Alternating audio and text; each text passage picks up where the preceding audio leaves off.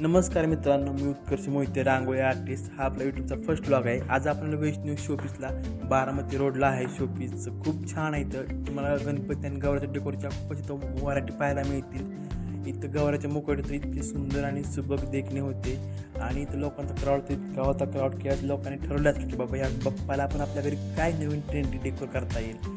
आणि बघू शकतो तुम्ही तोरणे होते, लाईट माळा किंवा अशा फुलांचे होते, झुंबर होते आणि मकर तर खूपच सुंदर होते.